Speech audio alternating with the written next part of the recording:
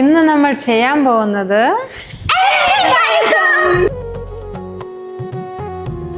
ചേച്ചി, നമുക്ക് ഇളനീർ പായസം ഉണ്ടാക്കാൻ എന്തൊക്കെയാണ് ആവശ്യമുള്ളത്? നമുക്ക് കരിക്ക് വേണം, തേങ്ങ വേണം, വെല്ലം വേണം, പാല് വേണം, കണ്ടൻസ്ഡ് മിൽക്ക് വേണം, ഏലക്ക വേണം.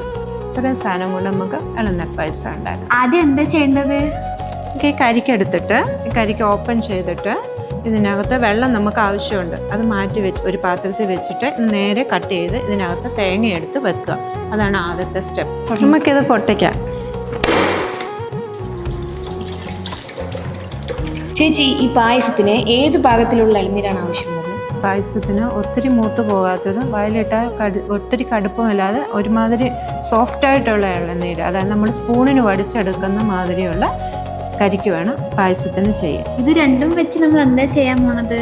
ഇത് രണ്ടും തൽക്കാലം നമുക്ക് മാറ്റി വെച്ചിട്ട് ഉരുളി അടുപ്പത്ത് വെച്ചിട്ട് പാല് തിളപ്പിക്കും. നമുക്ക് പാല് തിളച്ച് വരുമ്പോഴത്തേന് തേങ്ങ തിരുമ്മി പാലെടുക്കാം.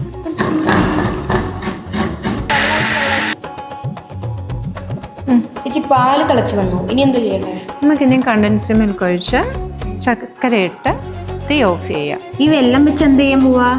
ഈ വെള്ളം വെച്ചിട്ട് നമുക്കിതിനെ പൊട്ടിച്ച് പാലിനകത്ത് ഒരുക്കിയിട്ട് പായസം ഉണ്ടാക്കാം. ചക്കര ഇട്ടിട്ട് ചക്കര മെൽറ്റായി നല്ല തിളയ്ക്കുമ്പോൾ നമുക്ക് തീ ഓഫ് ചെയ്യാം. ഫസ്റ്റ് നമ്മൾ തിളപ്പിച്ച് വെച്ച പാലിൻ്റെ മിക്സ് ഒരു ബൗളിലോട്ട് മാറ്റാം. പിഴിഞ്ഞെടുത്ത തേങ്ങയുടെ പാല് ചേർക്കാം. പിന്നെ നമുക്ക് എടുത്തു വെച്ചിരിക്കുന്ന കരിക്ക് ചേർക്കാം. നമുക്ക് സെർവ് ചെയ്യാം. അങ്ങനെ നമ്മുടെ ഇളനീർ പായസം റെഡിയായി. ഇനി നിങ്ങൾ രണ്ടുപേരും ടേസ്റ്റ് ചെയ്ത് നോക്ക്.